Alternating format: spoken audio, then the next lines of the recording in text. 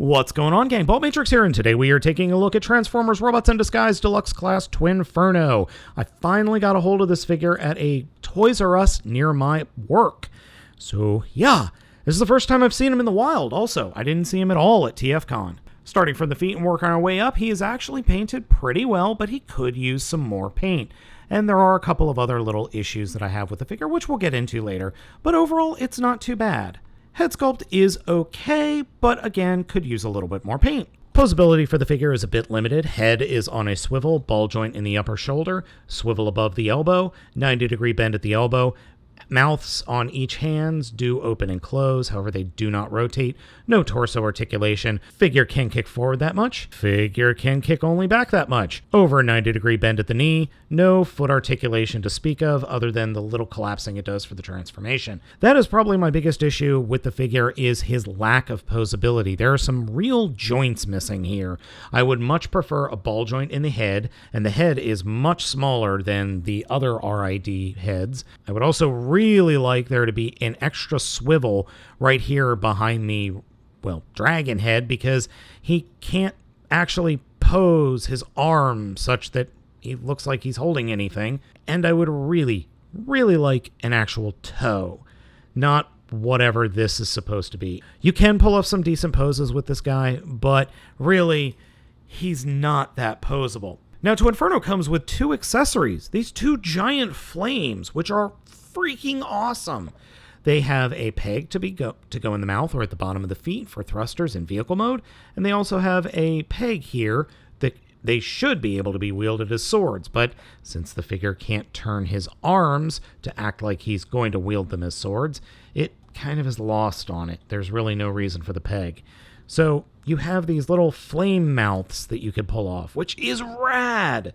And then on the bottom of the dragon heads is where the peg is. So you're supposed to have these little swords, but they move way too easily. Though you could, I don't know, get a flame tonfa going. That is pretty cool. But again, it would be very cool if the head could turn from side to side, so it could look like he's holding a flame sword. That would be rad. Twinferno's transformation is ridiculously easy. Turn the head 180 degrees, reach around to the backpack and flip the backpack over the robot head. Take the arms, fold them straight up, and make sure that the bottom of the dragon heads are pointing to the front of the figure. Fold the wings down and clip them into the tops of the arms, like that. And then come down to the legs and pull the knees outward away from the rest of the lower leg. The whole lower leg will swing down. The knee will then snap into the bottom of the foot, and then you collapse the foot onto the peg at the back of the figure. Actually, pegs. There's one peg here, and then there's another peg right underneath the wing. And lastly, we could stick the flames at the very bottom of the figure's feet.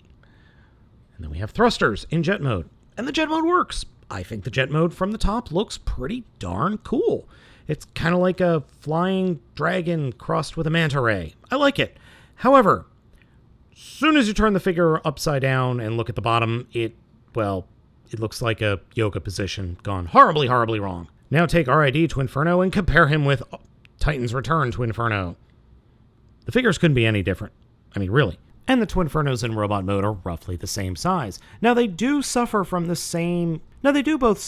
same flaw, we'll say, in that they don't have wrist swivels. What I mean by that is they can't turn the dragon's head to face forward and then use or have an elbow joint.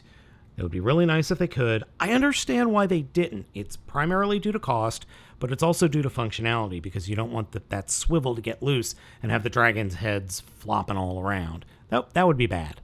I actually like Twinferno quite a bit. I think this is a really neat figure. I think the flames are a fantastic addition. I do have some constructive criticism, though, which I said earlier. I would very much like to see a couple more joints, more feet articulation, or a ball joint in the head would go a long way. Swivel just behind the dragon head, again, would be very cool. And then maybe a little bit of torso articulation. That would be nice. I would like to see some torso articulation. But otherwise, I think Twinferno is a perfectly fine figure.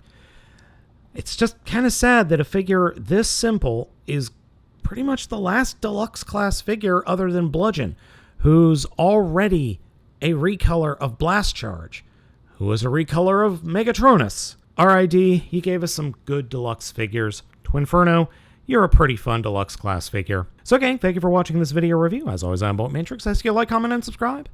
And I will catch you next time.